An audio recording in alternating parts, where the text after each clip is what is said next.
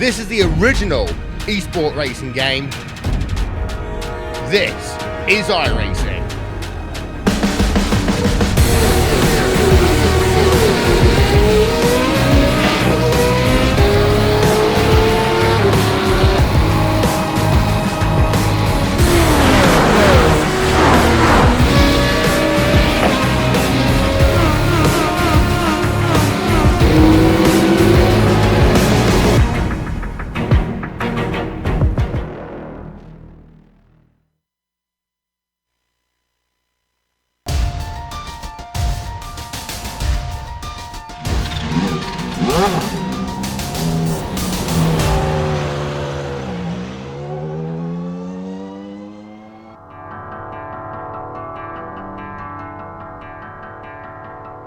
The focus has been so firmly fixed on the Obsidian teammates for the championship, it's easy to forget that Christian Eisler has been consistently and carefully racking up top 5 finishes. The most incidents have been not between Acosta and Diaz, but instead with Garrido. If they continue, it could be the opening that Eisler needs to have a sniff at the trophy. Will the drama continue for the 3rd race in a row at COTA? We'll find out soon as we get ready to watch round 5 of the PRL GTE Sportscar series. And you'll see it all live here on the global SimRacing channel and the iRacing eSports network. Hi, I'm Joe Peak, and with me in the booth is Adam Young. Behind the scenes is our director, Sean Crackers Ambrose, and he's using cameras provided by Dougie Beard. Though Circuit of the Americas has divided opinions among fans and drivers, there's no denying that it's an impressive facility. Why don't we take a closer look at the course and its beautiful surroundings with our track guide?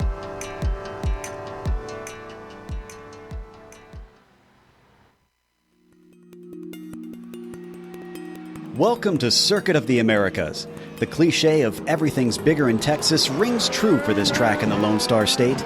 Built specifically for Formula One, the number of corners, circuit length, safety features, and general track amenities immediately set this place apart from almost every racing course in the United States. Of the 3 layouts available, the most widely used is the Grand Prix circuit, which tops out at a whopping 20 turns along nearly 3.5 miles. Many of them have been modeled after well-known sections of European tracks such as Silverstone, Hockenheim, and Istanbul. But compared to those venues, this place still has lots of unique challenges. Turn 1 in particular features the largest elevation change from the lap and culminates in a blind and sharp hairpin. The penultimate corner is just as tough, with its off-camber apex and sudden drop forcing many to escape to the paved runoff on the outside.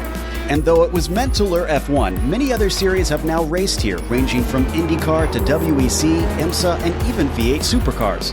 Track days are also common, with the SCCA running all types of amateur events to allow up-and-coming drivers to feel what it's like to battle on the same tarmac as Vettel and Hamilton have. With this track, American race fans finally get to experience a purpose-built course made in the modern day. Texas went bigger and better, and in the process, raised the bar for their peers.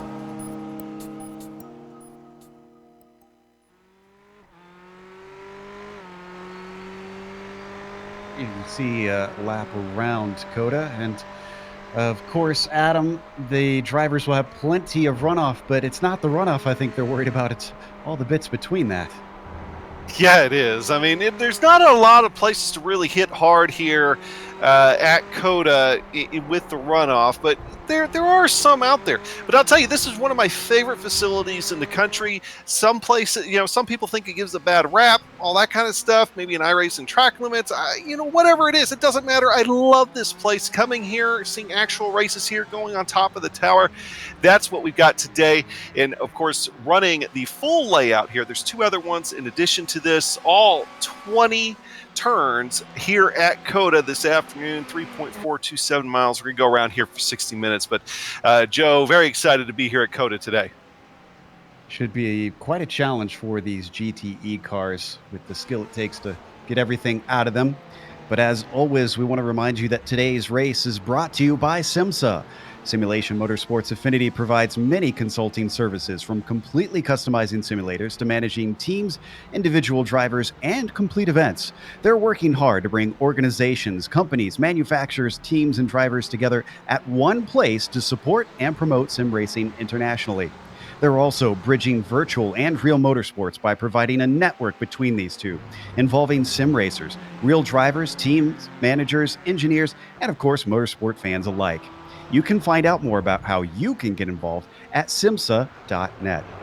Today's broadcast is also proudly sponsored by ButtKicker. ButtKicker products create an incredible immersion and realism to every game. Feel every nuance and truly put yourself in the driver's seat. The winner of Division 1 here in the PRL GTE Sportscar Series will also get a ButtKicker Gamer 2 or a simulation kit. Also, both drivers of the winning team in the team's championship will get a free t-shirt. Check them out at thebuttkicker.com. So, as we take a glance at the championship points now while the qualifying continues on, I mentioned a little bit in the intro about how that is shaping up. We've been watching Acosta and Diaz out there with these drivers' points. And Christian Eisler, you can see only 18 behind the leader, 13 as well. 14 it looks like behind Abner Acosta. And so he could just as easily get in this if he snags a win or if both drivers have an issue. Holland and Leif Peterson have been also pretty consistent, but we haven't seen them challenging for podiums as much. Holland a little bit more so than Peterson. There's a team's championship as well, and, well, Obsidian's been fast, Adam, but what about everybody else? Well, yeah, Obsidian's been fast. And by the way, you're going to notice a name change for Obsidian. They're now going to go by Movano Racing. And of course, they've got 262 points in the season, but only 10 behind that is Punto CL Racing. Now, that's a manageable gap here at this point. RSR eSport back about 74. They're going to be in a tight race there, I think, for third and fourth. And the Red Hot Chili Racers bring up the rear with the top five there in fifth, 129 back. But still got a few races to go here, Joe. So pretty tight competition there. All you need is some consistent finishes. You can be right at the top of that team standings. Absolutely. Why don't we look at what today's race is going to entail for our viewers as well? You can see we are in round 5 out of 10. And there's the 4 different makes of cars that are the GTE cars here on iRacing you can choose from. And drivers have their pick, but they have to stick with it. Now, the race distance is going to be 60 minutes. You can expect a pit stop. We'll go over that in a bit. It is limited on fuel, and they have an open setup in this car, which drivers will definitely need to be tweaking to get the most out of COTA. They have an incident cap as well. That'll probably be the biggest worry and easiest thing to try and trip them up in the course of this race with all the paved runoff around here. But they have bonus points that can help them in this championship. They're trying to get the first one of those, the pole here, the fastest lap you can get during the race, of course. And then if you have less than 3 incidents over the course of the race, we'll find that out after the checkered flag, you can get a bonus for that one. Big bonus for us is being here on the iRacing eSports Network. We highly encourage you to subscribe to IESN. If you haven't yet, you'll know it because if you go on their YouTube page, the button to subscribe will be large and red. Click it. You won't miss a moment after that here on IESN. Our provisional pole sitter is Abner Acosta. Both he and Diaz, Adam, have been grabbing a majority of the poles thus far, though not all of them. They've been incredibly fast and been battling with each other a long time. But here, look at this. Top 3 in the points are top 3 out there on the qualifying sheets right now. Eisler in there as well. Yeah, you know, and it's Eisler's not that far behind on the board, only about a tenth of a second there behind Diaz, which is definitely a manageable gap. We're riding right now along with Acosta, and going through the stadium section here, you know, this is where you could really make or break a lap. I mean, you're just coming off that long straightaway, and you got plenty of technical turns here that if you don't hit just right, including right here, especially in qualifying, because coming out there of turn 16, if you don't keep it in the track limits there very tight in iRacing, that could be a problem that can ruin your qualifying lap before you're even able to put down a time. But that's the section right there where a lot of guys can lose a lot of ground or gain a lot of ground. And we expect there to be some hard racing to try and make up that ground and also get by drivers. Now, there has been a little bit of talk about Garrido lately, and I was expecting something from the stewards, but apparently they are happy with how they've seen him racing. They do not consider anything that he did as unbecoming according to the rules. Now, where is Garrido right now, actually, though? Trying to see if we can Looks like he hasn't shown up this week, though. So interesting. Not sure if he had other obligations or if maybe he was getting a whiff of some of the grumblings of some of the drivers about how he has been driving lately. This was Borda that we saw there on screen, and Bowden, in the meantime, trying to get a little bit of a faster lap as he comes around that final corner. Interesting thing about that final corner, though, we could see that pit entry there. We talked about the one pit stop because they've limited the fuel compared to the real cars. I've seen a few drivers screw up that pit entry before, so I'm kind of wondering if that'll be a problem if people are pushing it today. I've seen guys in real life come through that pit entry and hit the pit entry wall. Going down there, your turn radius is going to be tighter than anything in turn 20 just because you're kind of shallower, but you're also coming in. You got to start planning that entry about 3/4 of the way down that small little straight there after turn 19. It's easy to misjudge, and if you misjudge it, it's going to hurt. Watch Eisler come to finish another lap. He's still about 2/10 down from Diaz, who sits on the outside of the front row. So this latest lap, what's it going to be? Looks like that one didn't count for Eisler. So he will stay in third. He's got about 2 minutes left to go. And it is a relatively long lap, but he will be able to start another one if this latest that he just started isn't quick enough.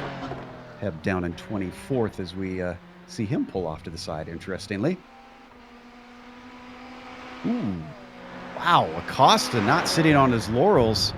Only his second timed lap, and it's quicker. 2/10 now between himself and his teammate. So that's going to be a pretty significant gap right now.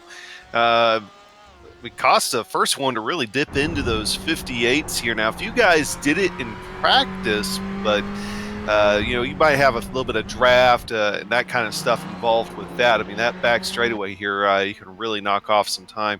But still waiting for a few guys to show what they did in practice as far as qualifying times here. Watching Diaz now, and we saw Pfeffer on the screen before. I was mistakenly referring to him as Pfeiffer before, but there is no I in the name. So I'll try and limit how many times I accidentally messed that one up. But Diaz, let's see if he's messed this lap up or if he's gone quicker. Well, he must have had an off or something somewhere because that one didn't count for him either. And actually, I think Pfeffer, who's in fourth, just has decided he's done with qualifying. So he pulled off of the track and is not satisfied with trying to start another one.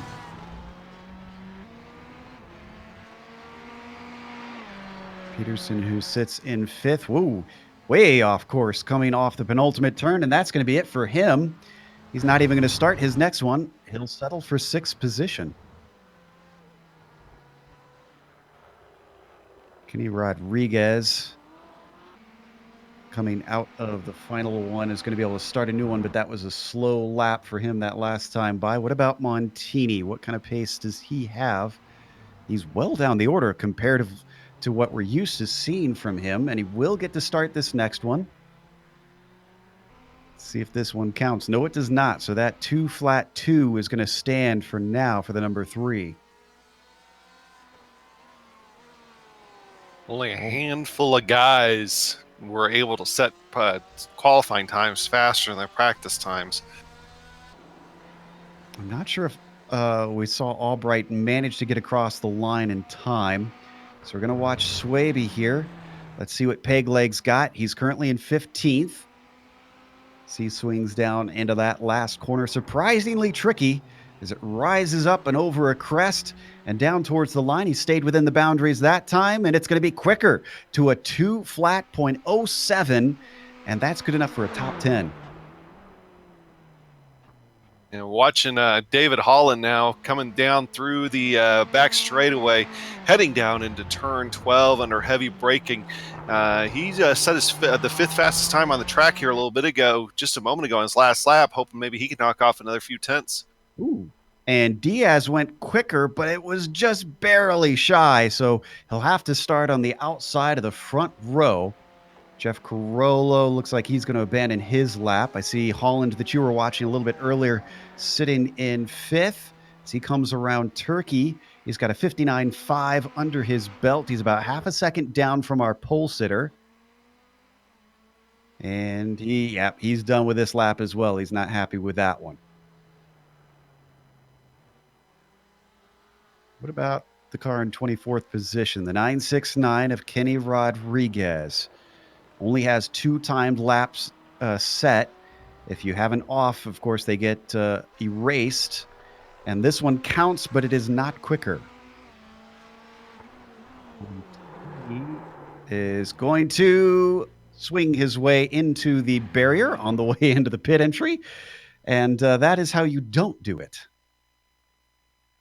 But a classic example why that's tough. Yeah, at least we got to see an example on screen that won't hurt anybody's race. Elijah Mitchell, did he get across the line in time? See if this one counts. No, he did not. So that is it for everybody out there.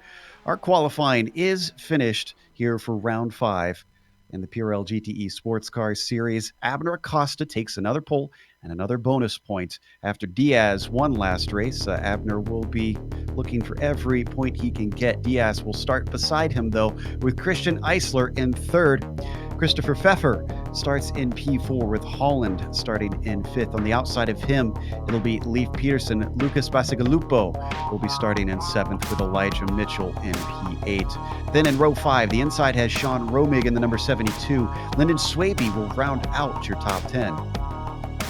Yeah, going to 11th in row 6. From there, you'll find Anthony Pisano. Alongside him will be Ted Lowendick.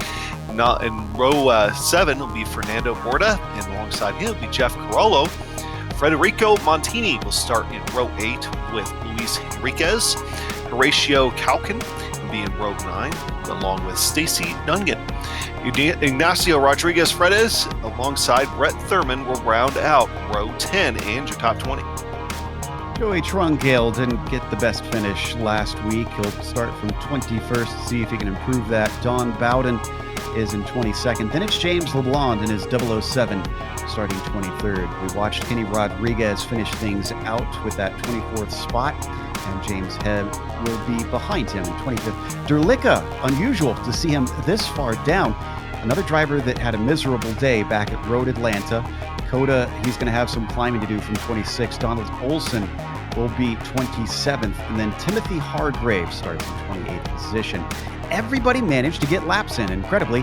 Christopher Albright, 29th. And then the last of them, Spencer Simkovich, will be starting in 30th. The 202.8 compared to the 58.8. It is a decent spread, but not huge. But it is a long track, so it could be a while before we get any sort of lap traffic out here. And Adam, I'm excited to see how this plays out because we don't have Garrido, and as I said, he was causing a little bit of contact in the previous races. So at this point, it's a straight fight. Eisler hasn't had the pace to really keep up with Diaz and Acosta, and these two teammates are sort of becoming the Hamilton and Rosberg of this series, if you will. Yeah, but we've also seen a Hamilton Rosberg be not infallible in this last F1 season.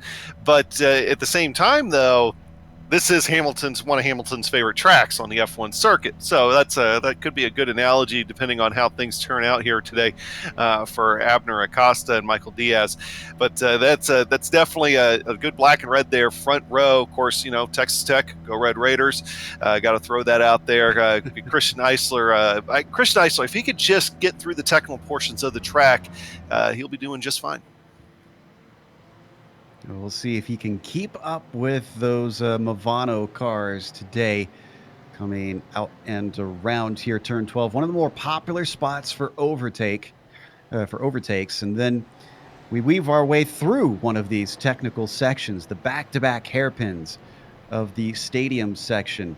Sometimes passes, some sneak attacks can happen here. We've seen it before, but it is difficult and it doesn't always end well. See just how twisty and tight it is through this portion surrounded by those large grandstands. And there they come through Turkey, Adam. Yeah, and those grandstands right there, if you ever get to an event at COTA, that is where the Texas Club iRacers like to hang out. So there you go. Interesting. Was not aware of that, actually. So, past the so-called mullet, as it's been nicknamed, and up to one of the more difficult corners, the penultimate turn that drops down with a blind apex. And though thankfully it does have that runoff, it will probably rack up a few incident points throughout the day. They're backing it up behind the pace car, which is going to be peeling in any moment. In fact, way behind the pace car for Diaz. He's got to get up with his teammate here on the front row. Now Acosta has control of the field around that last corner. He gets going pretty quickly. Green flag is out here for round 5. That actually drops Diaz quite significantly, giving Eisler a chance to maybe look up the inside down to the first corner. Pfeffer is on the outside as well, but he is boxed in, blocking off the inside. It looks like Diaz managing to cover off our third place driver. Everybody else swinging through, and so far so good in the back of the field. One of those places where you do have a lot of runoff, but if something major is going to happen, it's going to be right here at the start of the race. But so far, everybody good through the downhill into the S's. And Pfeffer had a huge off coming through the S's. He's going to have to serve a time penalty there. That is going to be extremely costly on the first lap. I'm seeing another incident behind them. Looks like Montini in an accident with somebody else. Lowendick, I believe. I guess just because I said it was all good through there, then they decided to go ahead. So that's the commentator's curse, I believe, right there. Full effect. Wow, Pfeffer is falling quickly. He's down to 13th. Oh, and he spins somebody. Not sure who that was. It was Borda, it looks like. Oh. So, unfortunately, a little bit messy in the spots that we did not expect. But up at the front, Acosta still running away with Diaz close behind, and Eisler dropping back. We had a change for position behind them. Bacigalupo in a challenge with Peterson, which now has Holland beside him. The Ferrari of Holland challenging well into the stadium section, but it has to fall back. Meanwhile, right up front, Diaz putting the pressure on his teammate, actually. Yeah, he might be trying to get around him here. Of course, being teammates, they're in communication, going to take it nice and easy. You know, wait for a good opportunity to make that move. But there's one thing about putting pressure on a technical track like this is that that's going to give Eisler the chance he needs to maybe catch up, especially if their lap time starts slowing. Ooh, Diaz ducking down to the inside. Not sure why. He's not nearly close enough for a pass, but maybe just showing himself in the mirrors for his teammate Acosta. Actually, I wonder if that was maybe more to break up a little bit of the draft back to Eisler. Yeah, that's an interesting thought. You know, it's that uphill section there. I mean, we've seen a few onboards as we've gone through the broadcast already. That is not a gentle hill. I mean, that is a very steep hill. So any bit of draft that you can get to make it an easier job on your engine to get up that, it's going to be huge. And Eisler did fall back a little bit after that. Looks like Dunnigan, for some reason, had an issue, and I think that was in the first corner. Actually, ooh, this was contact with Fredes. This is worth a replay. Hard contact, even. Unfortunately for Dunnigan, Fredes was able to continue on, and Stacy lost 3 positions. There you see, turned completely around in the hairpin.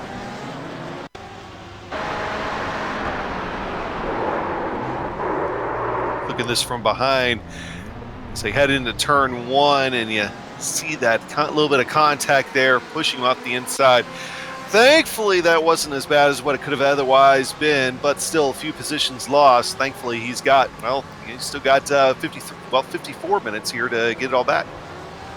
Just in front of Dunnigan, you saw Thurman and Trungale side by side still. This is for 16th and 17th, and unfortunately for Thurman, that's not going to work out, so move Trungale up to 16th.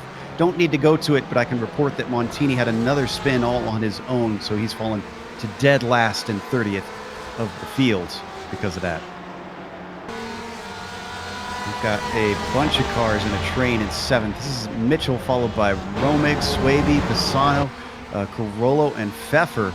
Pfeffer trying to recover from that slowdown penalty on the first lap. Looks like the bleeding stopped at about 12th, or at least he's recovered to that at this point, Adam. Yeah, old Linden there with a pretty decent qualifying effort here today. looking to be able to try to do something, but still locked in that battle. Can't get away from it. Now, if he could just push it up a little bit more, he could start making a threat there for 8th and 7th positions here, but he's kind of starting to fall back a touch. Yeah, that's Romig up ahead of him that we see from on board. That's Mitchell in front of him. Elijah with a great qualifying today, starting in 8th, now up to 7th because of the problems for Pfeffer. Over the hill, plenty of elevation change around here, that is for sure. Was ahead of them. Thought I saw someone go pretty wide. I think that was David Holland. Oh, and Jesper Derlicka, who had climbed well up the order, has fallen back down it once again. 97. This looks like it was out of turn 9.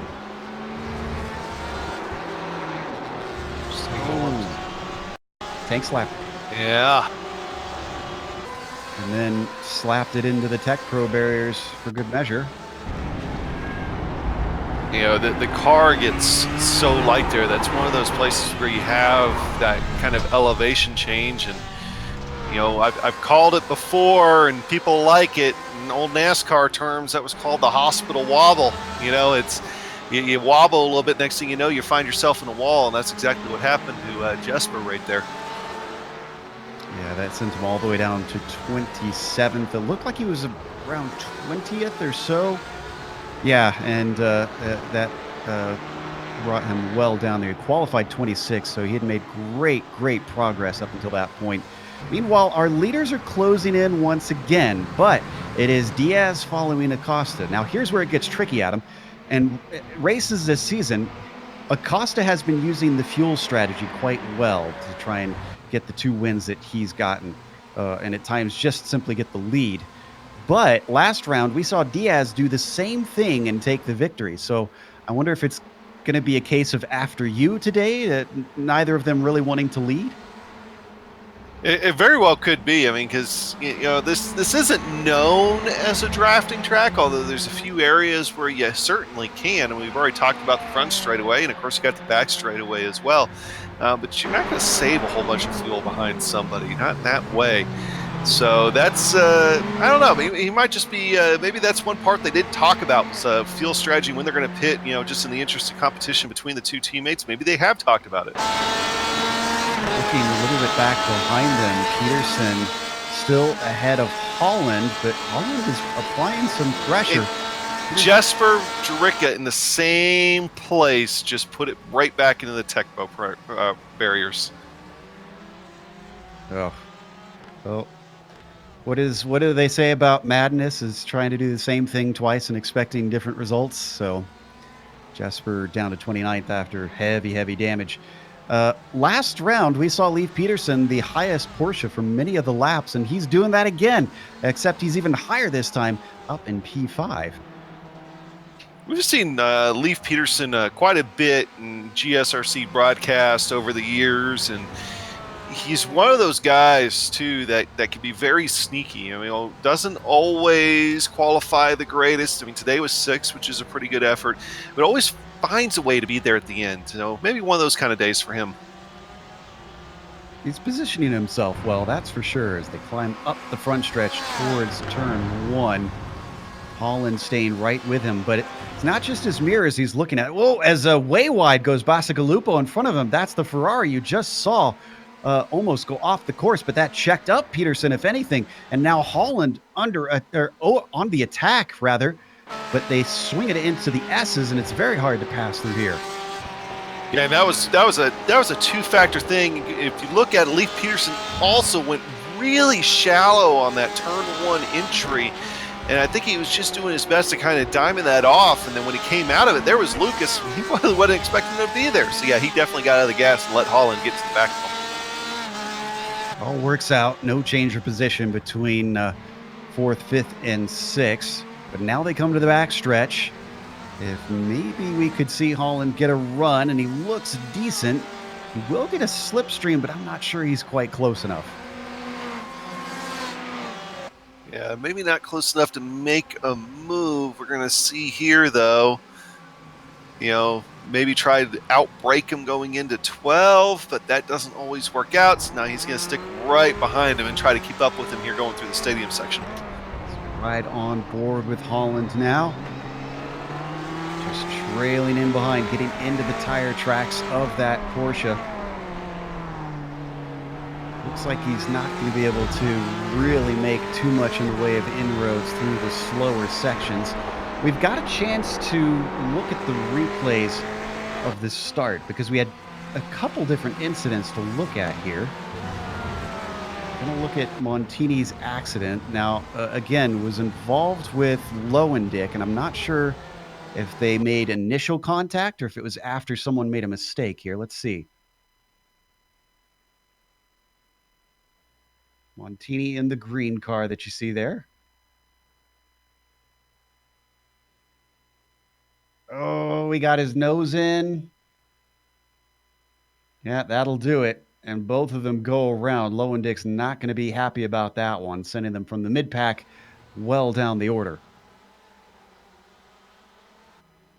And Montini's actually since retired, so he maybe got a little bit of damage from that himself.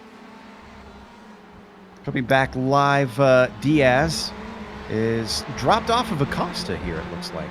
Yeah, it just had a few bad corners. I shouldn't say bad, just not as fast as Acosta, but that was all it took to kind of open up that gap now to about a second and a quarter. And sorry, then Holland got just made a move. Holland just managed to get Peterson. I happened to glance over, and he got a great exit out of 10 down towards 11.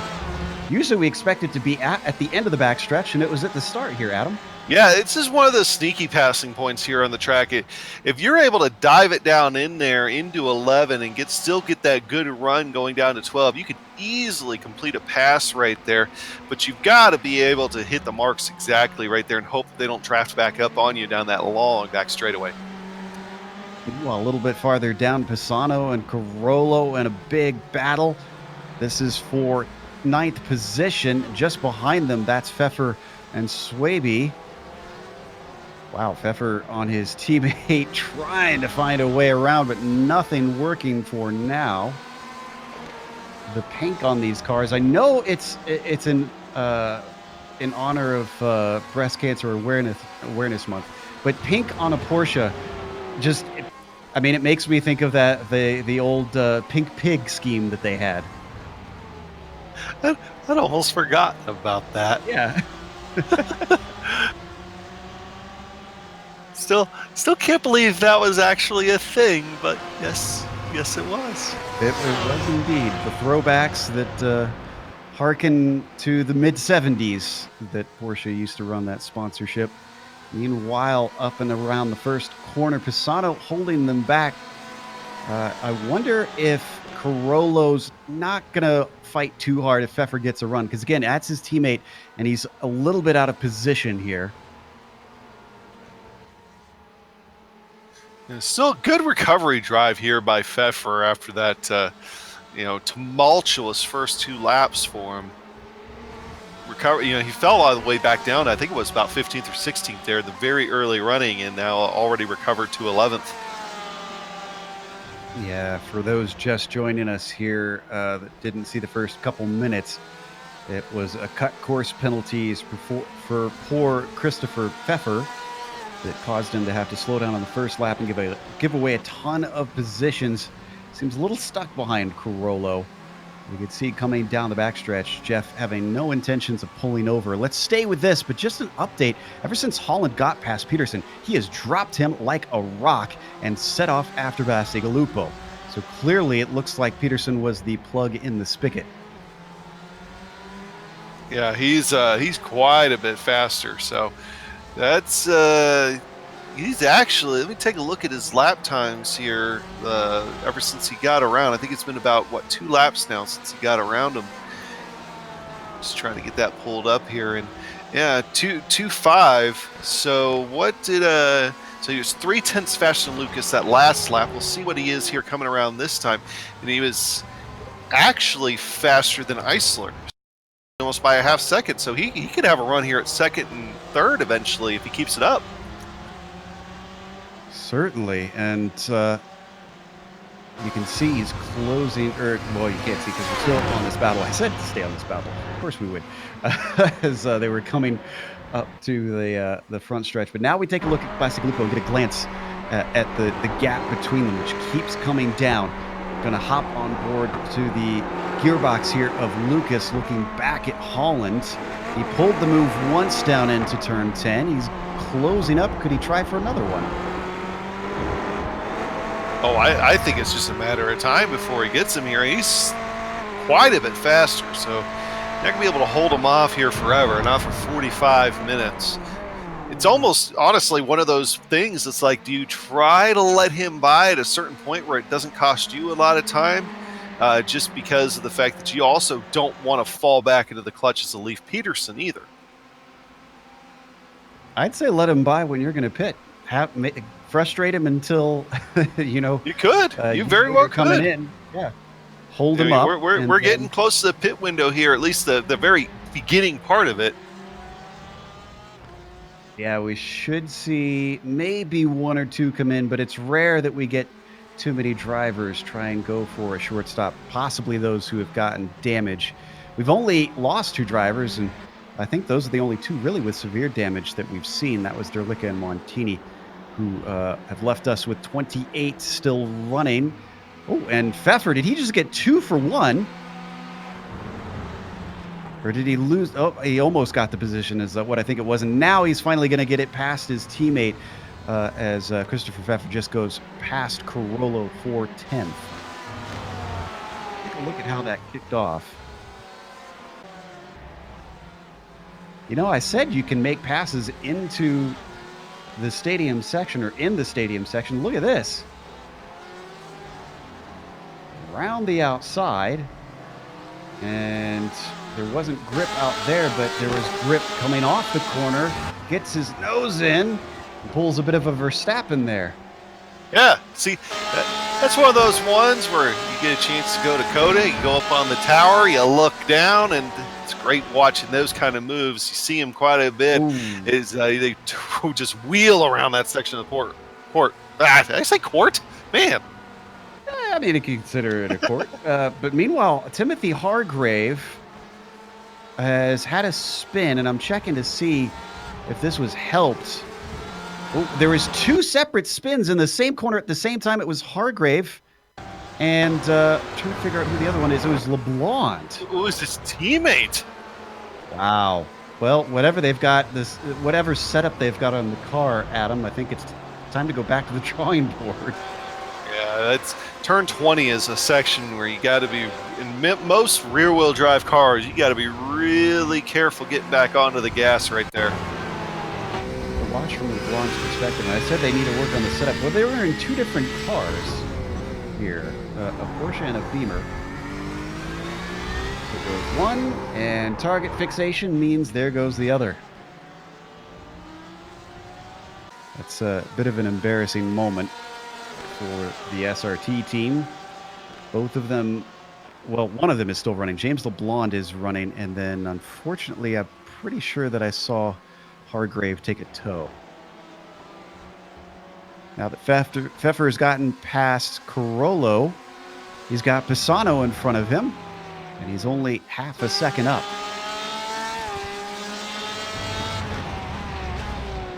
Back onto the main straight. Don't forget ahead of them about Sean Romig, very much within the sights and not too far away that Pfeffer could run him down in the near future.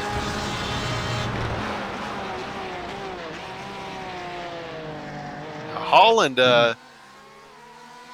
had fallen off of Lucas. And Fredis is having some action up into the first corner. That was Henriquez there in the blue Ford. It looks like Fredis made the pass with his nose ahead up into the first corner. You're going to see it set up here out of the final turn. That's Fredis and the black and red Ferrari, the blue Ford for Henriquez. Didn't have an answer. Maybe tried for the over-under up here under braking, but in the end, he had to give it up.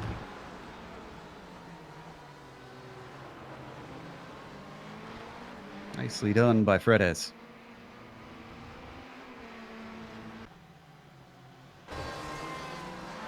That gives him 14th position.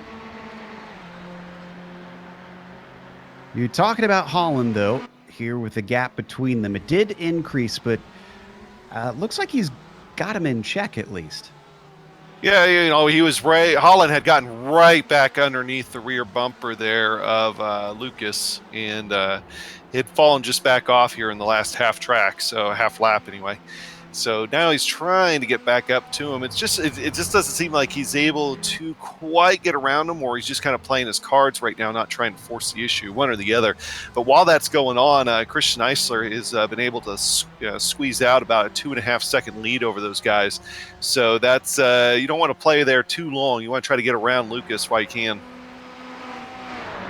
Well, these drivers have been pretty close as they come up to turn one once again.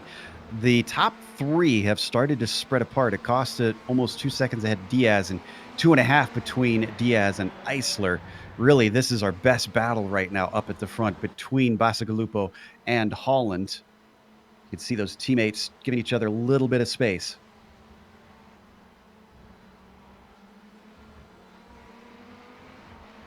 Holland riding right behind his fellow Ferrari. Peterson back down to 6th, the highest non-Ferrari that we've got today.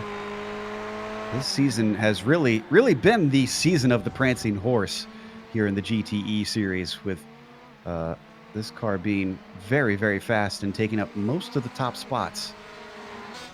Yeah, I've been watching this battle here with Sean Romig and Anthony Pisano, and while they've been going at it, old Christopher Pfeffer rather, has been able to close up to the back of him. Pisano tries to take a look coming out of turn 11 there, not able to do anything with it, but he's in his toe now. See if he's able to get him here going into turn 12. He was in a good toe, and Pisano now goes to the inside. Interesting that Sean did not defend coming down to turn 12. He lets him have the apex and then gets back in line before Pfeffer can take advantage. So he's going to have to wait for another good opportunity. It does the number 66. All three strung in a line. Pisano 8th, Romig 9th, Pfeffer in 10th. Boy, Romig is still very close behind Pisano, though, especially here through the triple apexer of Turkey. On the front stretch once again, Pisano slightly wide, but manages to get the throttle down successfully. Romig, no response climbing up the hill. He takes a little poke look into the inside, but this would be a mad dive for him to try and make that work. Instead, looking for a late apex. Pfeffer going for the over-under on him. You can see him in the background as we look over the wing of Pisano. And once again, despite that good run, as soon as you hit the S's, it goes single file once more. Yeah, usually in these full-body cars, you're not going to take the S's there too wide. It's very tough to do, so wisely backing out of it, going back single file, and he'll try to get him again here too. One thing to mention also on the very high-speed portions of this track, though, particularly the back straightaway, which we're going to be heading to here in just a minute, as they head toward turn 11, which will then transition to the back straightaway. You got to think that that front end damage that Christopher Pfeffer got at the beginning of the race is going to affect at least a little bit through this portion of the track. Well, he managed to get himself a decent exit off of 11, so he's riding right in the tire tracks of Romig, and you can see it's pulling him in. He's going to take a tiny little peek, and he's very good on the brakes, maybe a little too good. In fact, he goes wide, and so does Pisano. Romig gets the spot back. Wow, things change in a flash if we take a glance at the replay.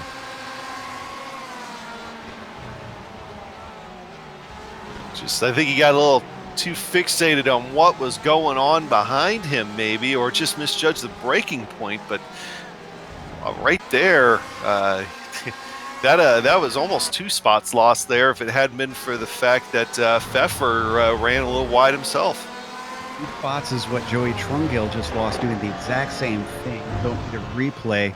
As now we finally got a change for position, up and forth potentially. Holland gets to the inside and overtakes Lucas. Great stuff. Let's take another look at that.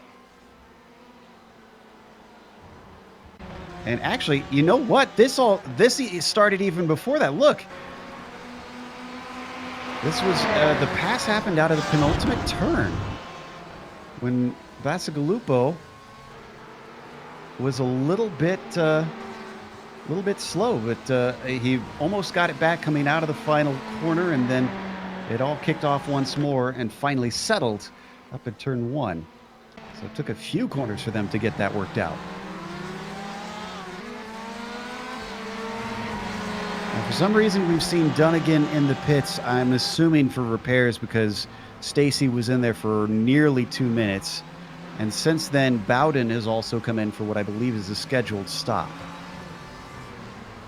Now, of course, with going back to the Hall and Lucas battle here, while that was going on and and David was caught behind Lucas, Christian opened up that gap between them up to 4 seconds. So David now has to try to hustle and try to make up some of that lost ground if he still has the car to be able to do it and didn't burn up his tires.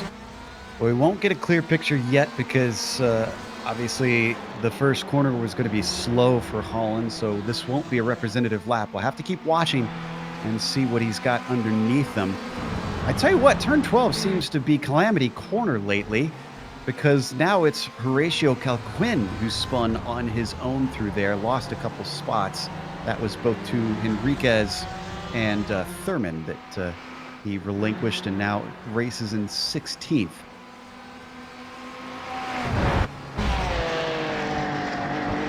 And following the progress of Christopher Pfeffer, he's still chasing Pisano for 9th. They come off the front stretch. He's in touch with Sean Romig ever since he got by with that last mistake that Pisano had. Oh, and now it's Romig's turn to have a mistake as he was way wide. You could see up at the hairpin.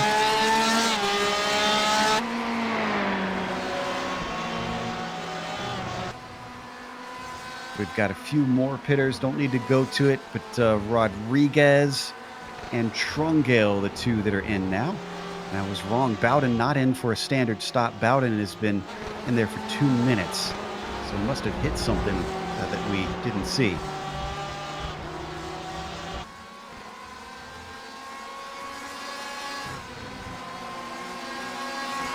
Just going back and trying to see if I can see what happened to him here.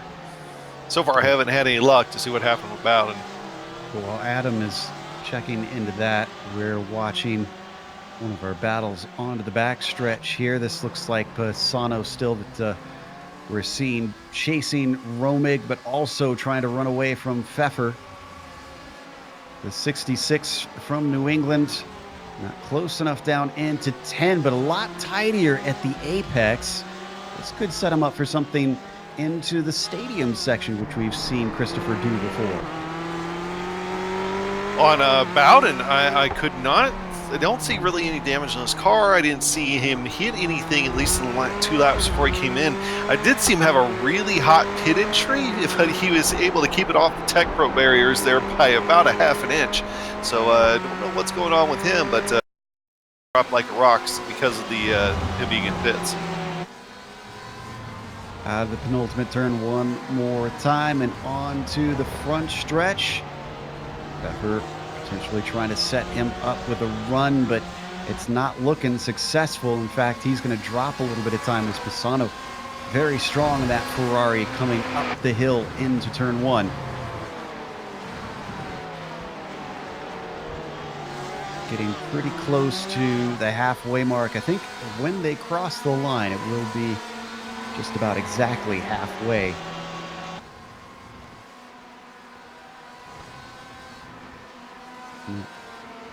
And in fact, Acosta has been having a pretty quiet race ever since the drop of the green. Other than Diaz challenging him briefly at the start, Diaz has been hovering at a second or more behind. And they've dropped Eisler by a wider margin than that, at nearly 5 seconds back to the 727.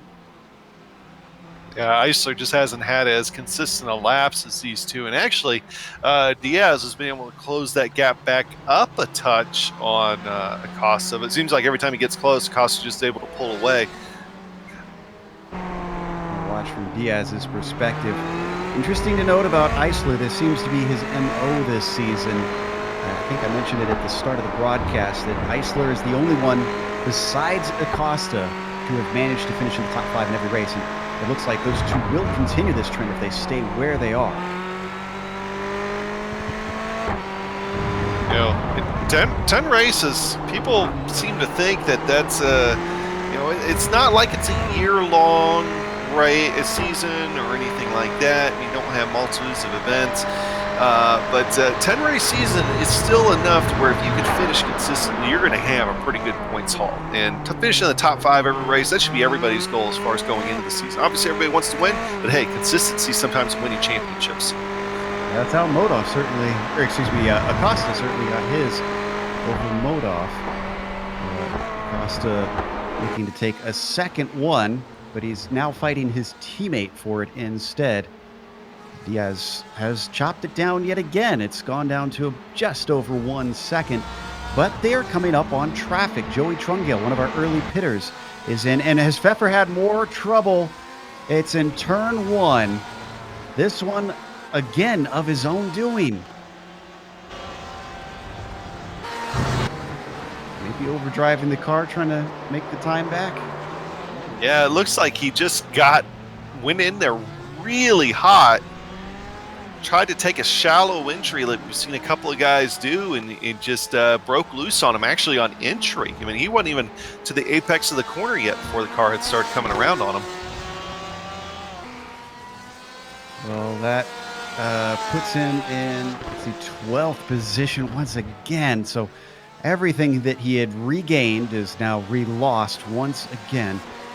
Well, Christopher's going to want to forget this day, especially after his bad race at Road Atlanta. He certainly could use something a little bit better. Maybe already thinking ahead to next round when they head on over to Silverstone, another relatively new track, at least on iRacing. What about Cal Quinn, who we've been glancing at every once in a while, side by side this action down here? It looks like Thurman going to be able to come away with that one. That's P15 for the 69.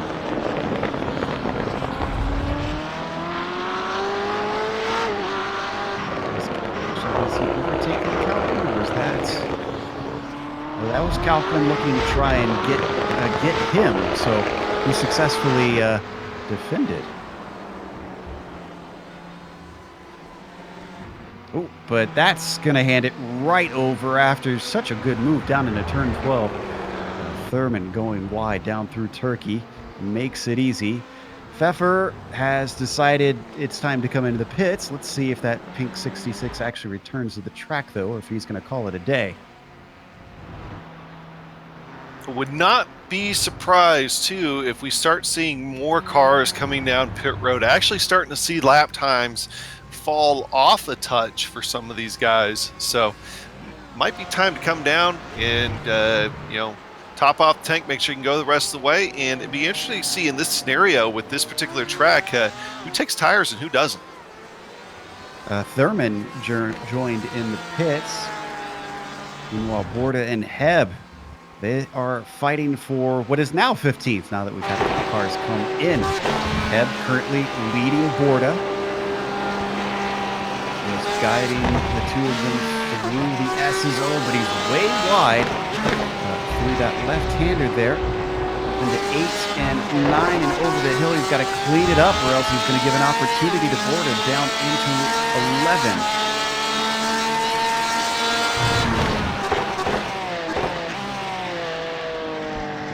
Nothing doing, at least for that moment. Squares it up, gets on the throttle, heads down the long back stretch as they reach 140, 150 miles an hour. Still increasing speed, 160. And then they get on the binders and slow it down into turn 12 to a paltry 50 miles an hour. But it's still not close enough to try and effect a pass.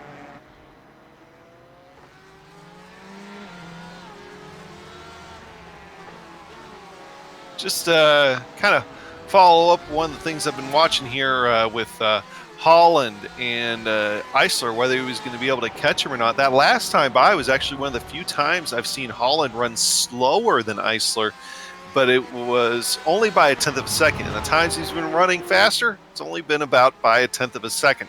So unless he's able to gain a lot of time on the pit stops or Eisler makes a mistake, Holland might be fighting a losing battle after getting stuck back there for a while. Let's take a look at those laps and get a better idea here. And there's bearing out exactly what you just said.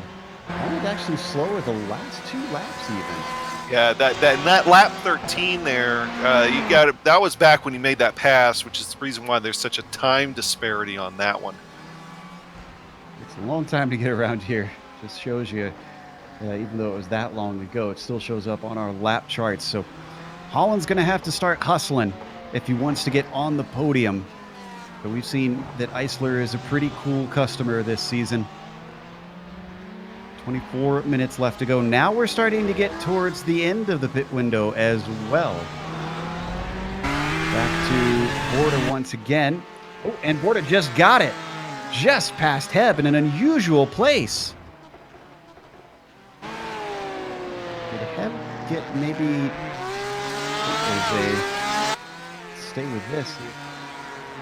Yeah, they're not going to repass, it looks like. But Heb up and over turn 9. I wonder if he gets the pyramid here. Oh, he did. Whoa. Wow, he clobbered that.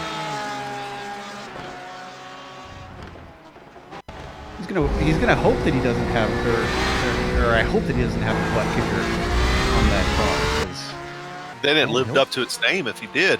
Yeah, he'll be sore tomorrow. And that's one thing too. Here in the iRacing version of Coda, we've got those huge things. Watching Borda just really run wide there again. Those pyramids are tall, and especially going through the S's, you hit those in an open wheel car, they might launch you. But in real life, Coda has gone through different iterations of those. They're not as tall as they are anymore. Whoa, Borda's going to almost spin it. Half spin there going through, I think that was turn 19 he was in. He's just going to take it down pit road. Yeah. Time to get new rubber. Maybe a change of pants. Wow, great job by Heb to avoid that as well. No car contact that I could see. Let's watch on the replay. Yeah, Ford was coming loose, and there was inches to spare between them. Woo! So, great heads up by both drivers. Borda comes in. Pfeffer is our highest pitter right now. He did come back out on track. He's not giving up. A quitter he is not. And Swaby is the next one after him.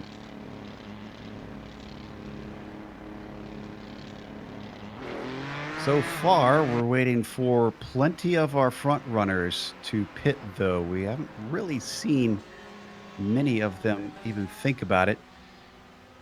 Got a nice battle between two that we've been watching a little bit earlier. Freitas and Henriquez down into turn 12, but Henriquez not close enough to get the spot back quite yet. The exchange happened earlier in the race in turn 1.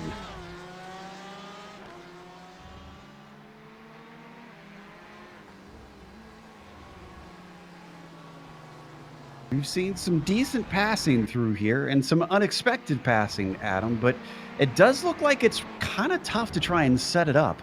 It is. You almost have to think like, particularly in the stadium section, about 2 or 3 corners ahead of time and start setting up somebody long before you're actually going to get around them. So it takes time. Meanwhile, Romig has pit. Pisano has as well. Looks like Carollo in. Now we're starting to get a few drivers up towards the front of the field. Henriquez going to abandon that battle to try and take a stop. And Pfeffer is coming. He was close to Carollo, but he had another incident, though, so he should be behind. Carollo. Romig returns, and in 9th place, Carollo coming out. And Pfeffer's just coming up the hill. And actually, he'll have gained a lot of time on Carollo. Look at this. In fact, he's in a battle with Pisano coming around the hairpin. Gives him space, a little bit of wheel spin from Anthony, and the 255 settles in behind in 12th.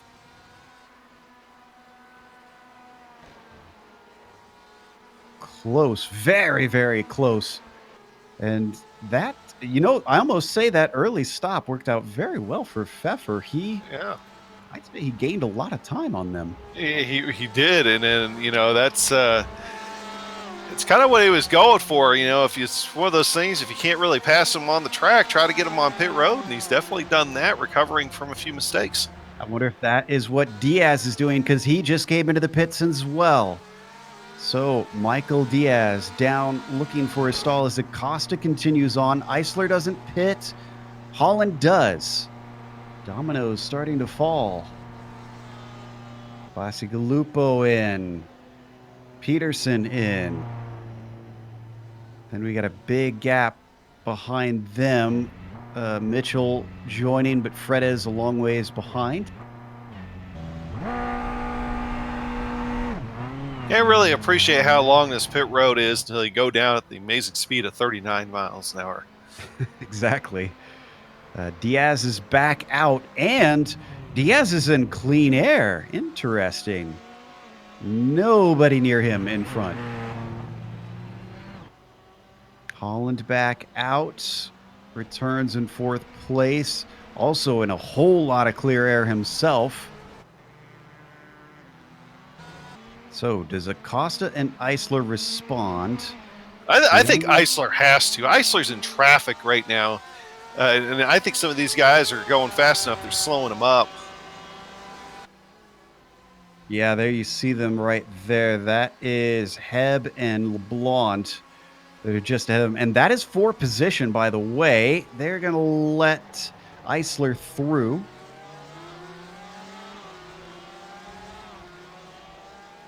So it gets at least one of them. We're only waiting on Albright to pit. He's in 15th.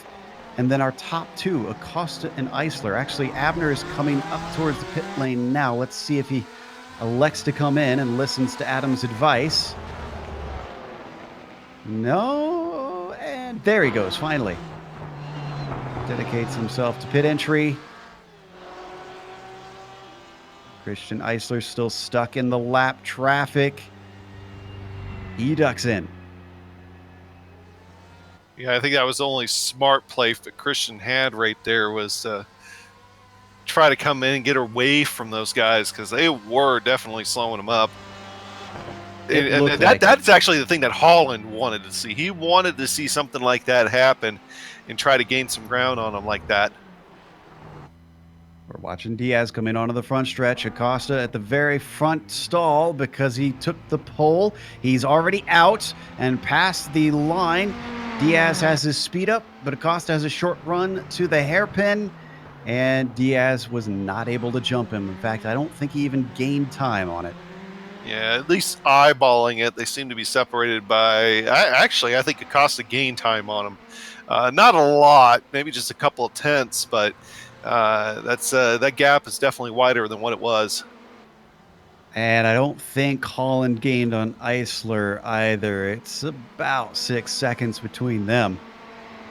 Well, instead of dramatizing the end of this race, it looks like our drivers have sort of snuffed the flame out a little bit here.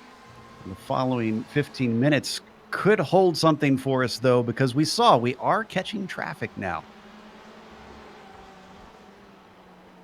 We've already seen how tough some of the traffic can be to get around today. So, I can report that Albright, our last driver needing to pit, has now come in as we glance at the battle for 10th, which has given us a little bit of action here. Pfeffer, Pisano, Swaby, 3-car fight. Could become 4 cars because that is Corona right up the road.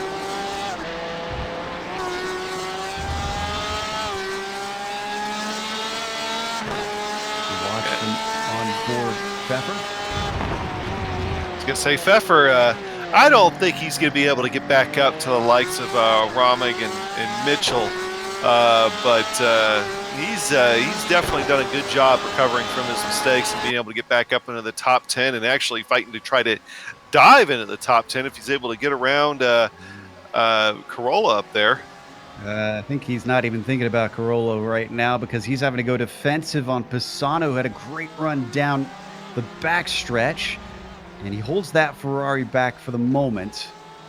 But this is not looking good. You mentioned the slight bit of damage on his nose. I wonder if that pit stop got it fixed. No spare car in this series, Mike. Yeah, no, he still has a little bit of damage on his front end. And, that could be enough, too, where you don't necessarily want to be in clean air going down there. But he's also starting to get close enough to Jeff Corallo that he might be able to be picking up a whiff of his draft. I think this is settled out for now. So with all the pit stops done, let's run you down our top 10 real quick and give you an update on how the stories have been unfolding, starting with Acosta. Put it on pole, got a great jump. He saw Diaz get a little bit bigger in the mirrors the first couple laps, but since then, he's been pulling away, and the pit stops really seem to have put the nail in the coffin. Unless we see a mistake from Acosta, he is looking like this lead is solid. Diaz behind him responded in recent races, took his second win to match the 2 wins of his teammate, but now Acosta responding to his fellow Movano racer, and Diaz about 2.5 seconds back. Eisler just pumping in the points, I think, at this point. He's 11.5 seconds back. He's not been challenging. Again, lacking the pace of the 2 Movano drivers, so just getting good finishes where he can. Then you jump back to P4. David Hollins, also on the top 5 in the points. The number 18 thought he could try and chase down Eisler, but the pit stops showed that he too is struggling to try and catch the 727. Then you get to Bastigalupo. Great battles for him, but it didn't work out in his favor between himself and Holland, and has fallen behind a little bit, rounding out your top 5. Yeah, going back to 6th position, Leif Peterson. We talked about him earlier. He's just one of those guys who just kind of hangs around there sometimes, and that's what he's doing tonight. He qualified in 6th. Well, he's also running in 6th, about 26 seconds off the lead. Kind of running all by his lonesome because you got to go a little bit back to find Elijah Mitchell, who is just now going underneath the tower and the bridges there. And but he's also under pressure from Sean Romig. These two have kind of been pretty close to each other all race long, and they'll continue to be here. This could very well be the battle on the racetrack as we go through the next 12 minutes here and get closer to the end of the race. Going back into 9th position, Jeff Corallo. He has been holding on to that position as well for a while, and one of the biggest movers here so far today, at least up in the top 10. He's gained 5 spots since the start of this race and hoping to be able to hang on to that 9th spot. But lurking just inside the top 10 now, Christopher Pfeffer doing his best to try to hang on, and actually now been replaced by Lyndon Swaby back there in 11th. I know kind of going just outside the top 10, but Lyndon Swaby could very well be making an appearance in the top 10 here in the next little bit if he's able to do something with Pfeffer. Absolutely, and while you're going through that read-through, the reason we've got Swaby there is because Pisano had an accident with Pfeffer. I guess he knew about wanted to even it out. I think we might have a replay of it. But he braked himself down into turn 12 is where it happened at the end of the backstretch and just plowed into Pfeffer. Looks like we may have just missed it there. Pfeffer did a great job hanging on to that thing. It's almost like Pisano just misjudged the braking point there. Now there we see Pisano just after it, so we're going to try and see if we can pull this up. Here it is right here. Ooh. Maybe a little bit of target fixation? Could be. Maybe Pfeffer braked a little bit early as well. Hard to tell, but we're going to watch from Pisano's perspective here. Ugh. At least it wasn't a harder hit, and it didn't turn Pfeffer around, but it had to have given him at least a little bit of damage on that splitter.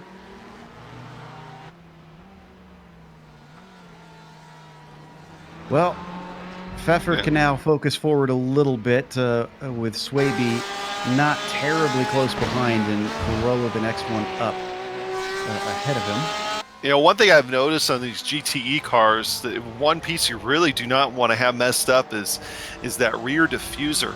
And that could be a concern for Pfeffer, maybe even more than that front end damage, because I do see that rear diffuser on that Porsche a little bit bent up after Pisano got into him. So that could be a concern. Absolutely. A lot of downforce and aero stability generated from the backs of these GTE cars. They are very much precision sports cars that, I guess, apt with this being the Precision Racing League. So he continues to follow his teammate, who's playing no favors and not letting him by in the last 10 minutes here. Oh, did we lose Joey Trungale? We did. He didn't hit anything, so I don't think we need a replay necessarily. Just for some reason, he pulled it off track and... yeah, just retired the car. Meanwhile, back to Romig. Pit stops were not kind to Sean. He's down to 8th, unfortunately. Because I believe he was higher up than this, was he not? Or am I misremembering here, potentially? Maybe I'm misremembering, because I'm seeing he qualified 9th. He's in a nice little battle with Elijah Mitchell, regardless of the situation. I'll have to check my notes here. The 149 just ahead. Another driver who qualified fairly well with an 8th place, currently running in 7th.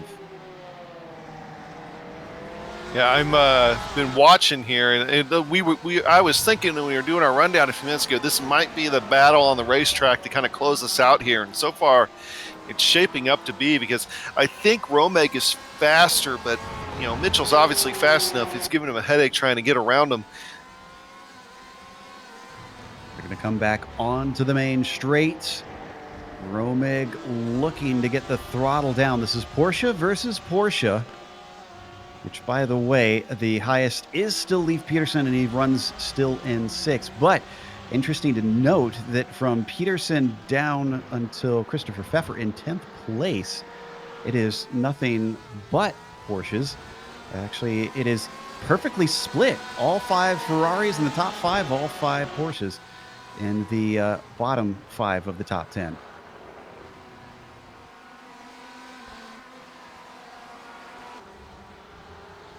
Ford's sadly not faring well today. They don't have anybody until Henriquez, who's running in 13th. You know, I could say something because I'm a Ford fan, but I won't. I like that car too. I wish more. Carollo in this Porsche battle actually as well, with Pfeffer behind him, still chasing. I mentioned these two are teammates, and I'm a little bit surprised that with Pfeffer's pace that he's not just letting him by, unless it's not the wake that's holding up Pfeffer here, that Christopher, this is as quick as he can go with all the damage that he's accrued over the course of the race. I think that he really hit the nail on the head there. It's like, I think he's got plenty of speed when he's in the draft, but as soon as he has clean air on his car, I don't think I think Carollo would be able to get right back around him if he got around him. So I think Pfeffer's best job right now is to try to protect his teammate there from Lyndon Swaby, who is really hard charging here as of late. I'm not sure if Pegleg's going to be able to pirate a position, but he's certainly going to try. And he's got a couple laps to try and do it. I think we've got 4 laps to go here.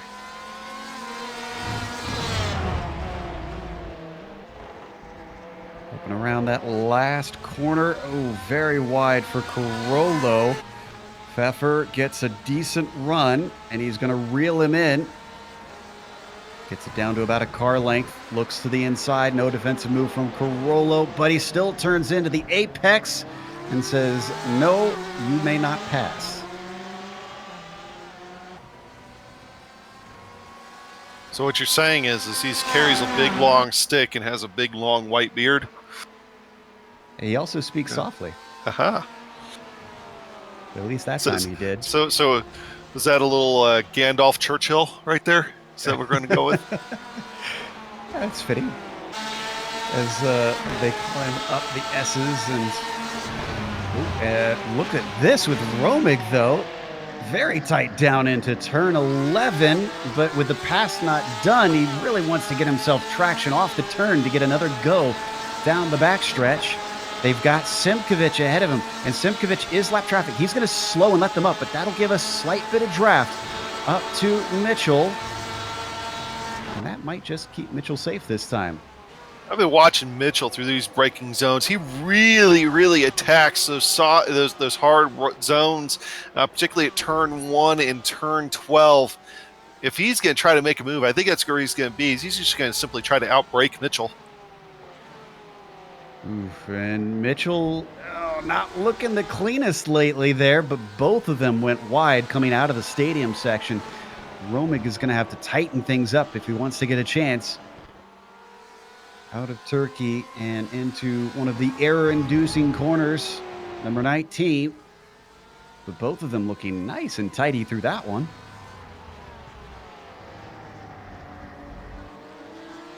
You know, looking at the pit stop times, interesting, worth noting as we let's stay on this battle. That Acosta was quicker than Diaz at his stop. I think you may have mentioned that, Adam, but about a second quicker. So even though he was leading this race, he was still getting better fuel mileage than his teammate. As there's another look there from Romig through one.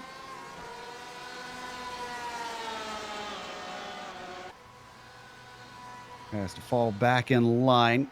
He had a little bit of a thought about it. It amazes me that Abner has been as good and as quick as he has this season, considering he's had some of the quickest pit stops. Now, it did bite him. He lost a position at the very end of the race at Road Atlanta, but we're not entirely sure, Adam, if that was due to damage that he got when he had contact with Garrido, because I would imagine that damage on the car could affect your fuel consumption.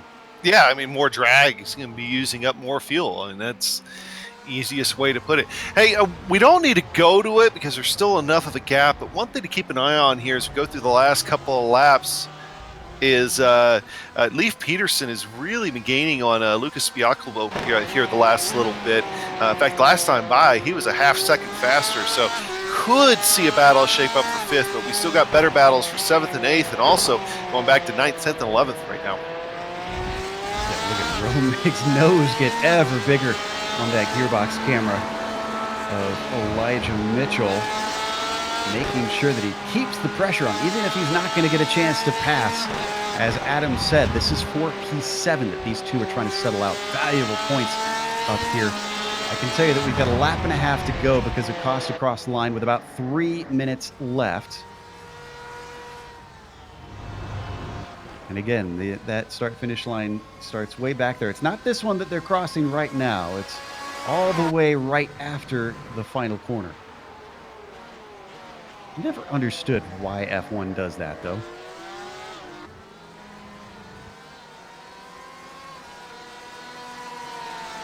Director blames Bernie. I think you could blame a few things on Bernie, good and bad.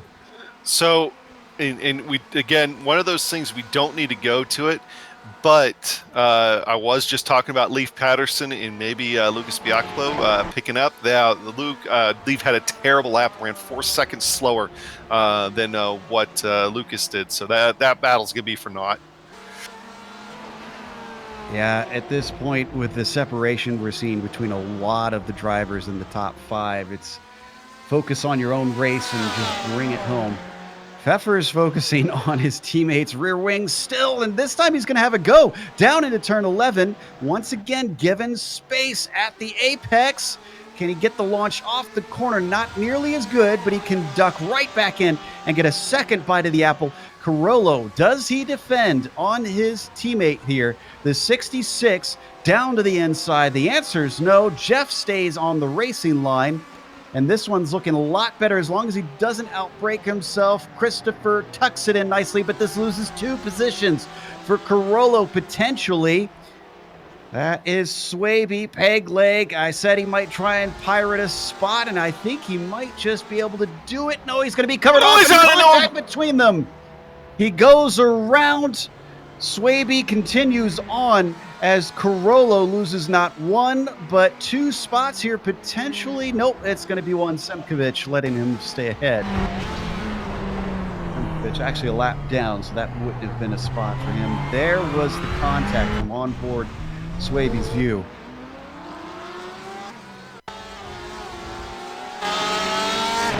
And I know Lyndon. I mean, he's gonna feel bad about that, but he also realizes racing's a contact sport. Sometimes happens. I mean, he'll take his 10th spot, but he'll still feel bad about it. I was surprised he didn't slow up, but from on board, from the gearbox there, it did look like that Carollo kind of pinched him, but he wasn't totally clear. So now Carollo, though, he's going to have to be careful here and really charge hard on this last lap, because he does have Pisano and Henriquez right there. We are on the white flag lap, and Acosta has just a few more corners to go. He is going through where we saw that spin as he goes by those tire marks on the ground. He's not worried about those right now. Acosta, his focus has been on this race, and he's looking at catching up to his teammate in the points. Diaz was leading those, and now it's going to tighten up. One last turn to go for Abner Acosta. 3 wins now out of 5 races for the number 5. Abner is your winner today here in Texas. Diaz comes home in second, just behind him and just shy of pace. Christian Eisler, a distance back, but still the points are the same. Meanwhile, on screen, and that battle is done. Mitchell breaks loose there, coming out of 16. Swapping positions multiple times, but his own mistake is what costs him in the end. This is going to give... Oh, Mitchell, Carollo back here has lost those spots. He runs Henriquez wide a little bit. Pisano's going to take 11th position here from Carollo as they went through the stadium section, now underneath the tower. That got very interesting, very tight, really quick. It did. And Pfeffer takes 9th ahead of him. Swaby, obviously, with 10th, but this is the one that's going to be settled out in the final corner. Pisano trying to keep the over-under from Carollo, and he does it. Pisano manages to put himself into 11th. Battles don't end there, though, because Thurman, with his SRT teammate Rodriguez, both BMWs looking to try and finish this out, but way wide. Brett Thurman using up one of his incident points, because I'm guessing he has some to spare here at the end. Looks like that one is going to go to Rodriguez then, as these are essentially our last cars in the lead lap. Olsen is going to follow them home a ways back. So we're going to take a break here on the Global Sim Racing channel. We'll come back with the unofficial results as well as driver interviews. If you watch on screen, you'll see all the upcoming races here on the GSRC.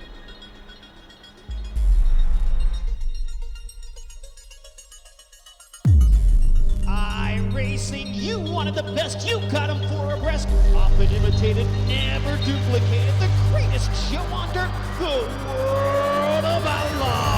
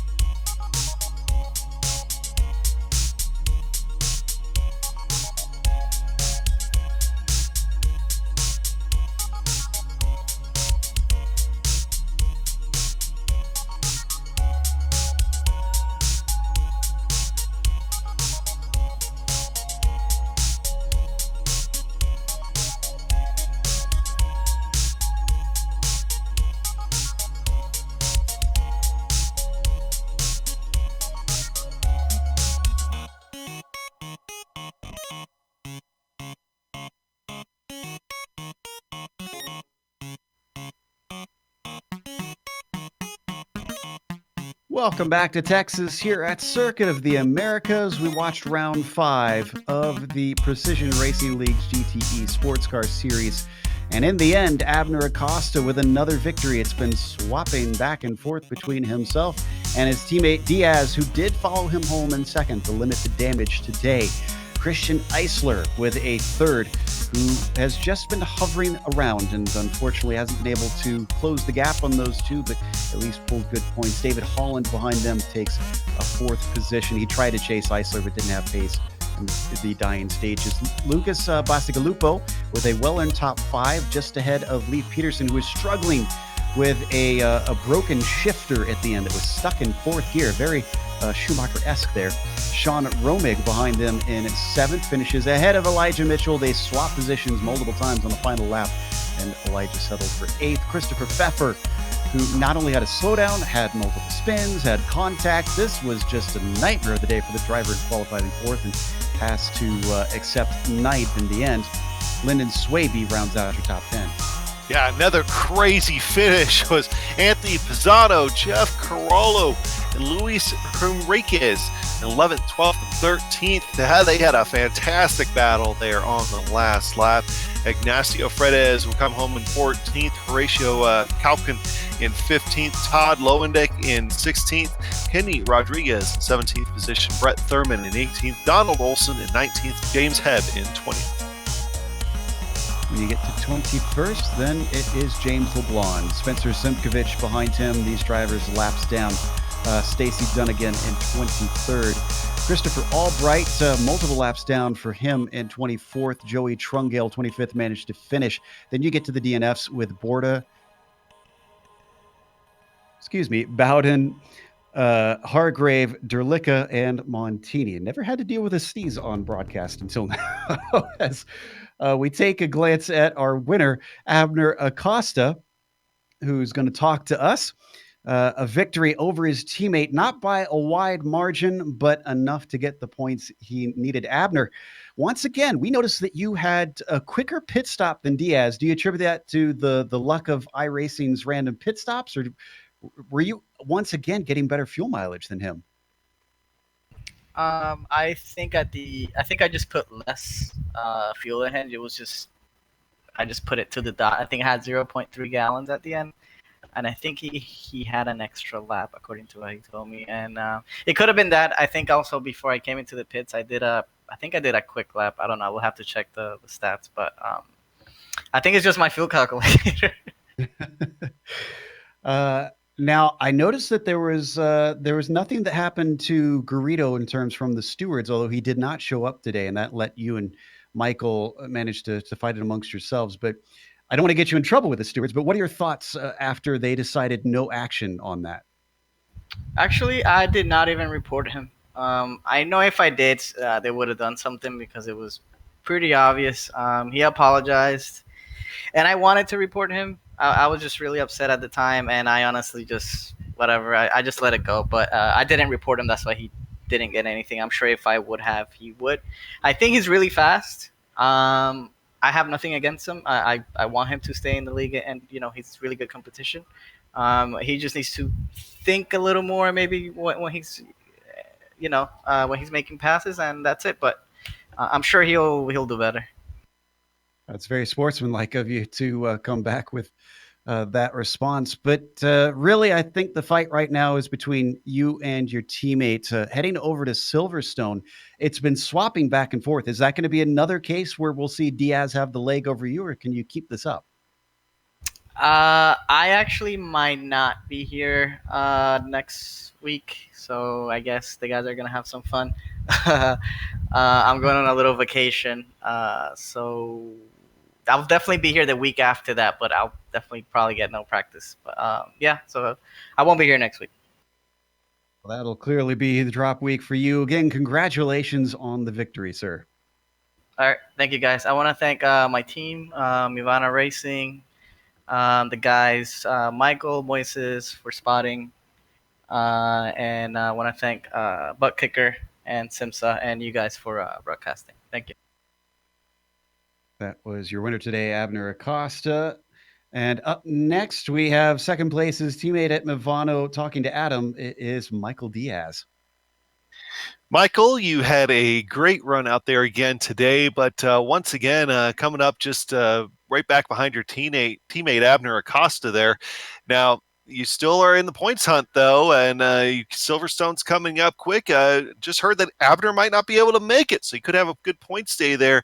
You still have your eyes set on the championship? Hi guys, how's it going? Yeah, like I think I'm still leading in the points. Let's just see how it goes in the next few races. Just to see if I can keep the lead. And of course, they did bring up that you're going to be going to Silverstone. I don't know why I said Silverstone, probably because it's a town near me, but Silverstone here next week. Now, of course, it's another track. It can be a little tighter, and you got a couple of good sharp angle corners. How well do you think you'll be able to bring that Ferrari around there? I'm not entirely sure. I got new hardware, and then I'm getting used to it, and it's kind of difficult so far. And I don't know if I'll be able to race as well. Cause something I might be busy on that day or something. Oh, okay. So that could make the points very much interesting here. So, with that in mind, though, of course, you do get that drop week, though. So, you gonna be able to finish out the rest of the season even after Silverstone at that point. I'm not sure if I'll be able to race the race after that one. I don't know.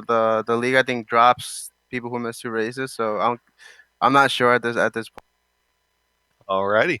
Well, hey, great run today, and hopefully we'll be able to see you next week. If not, we'll see you after that. Well, let's see. You guys have a good night, and thanks for to ButtKicker and SimMSA for sponsoring. All right, and that'll be the end of our interviews. So thanks to Abner and Michael for coming and talking to us. And also a big thank you to our sponsors. Simulation Motorsports Affinity can be found at SIMMSA.net if you would like to get involved with them. And if you are part of the sim racing world, I suggest you do. Now, also a big thank you to ButtKicker, who are providing the prizes for the second season here. Their products can be found at thebuttkicker.com. Also, a big thank you to iRacing for putting us on the iRacing eSports network once again. Make sure and subscribe. It's very easy. Just click the button that says subscribe and you get all of their races in your YouTube feed, just like that. Thanks to the companies that provide the software and the hardware for our broadcast listed here on your screen. And additional thanks go to June Lalonde, who provides our wonderful music. See the screen for how to get a hold of more of her great work. Thanks to the team today, Adam, Sean, and Doug. If you'd like to find out more about GSRC, including upcoming races, you can find it at globalsimracingchannel.com. Our social media is Twitter at GSR Channel, Facebook at Global Sim Racing Channel, and Instagram at GSRC_Graham. We mentioned at the next race, heading over to the new version of Silverstone that they're going to be racing. Glad to have that on the surface finally, and that'll be Tuesday, October 22nd at 9 p.m. Eastern. We have upcoming races for other series listed on the screen, so check those out and mark them down on your calendar. But until next time, race clean, race hard. We'll see you on the track.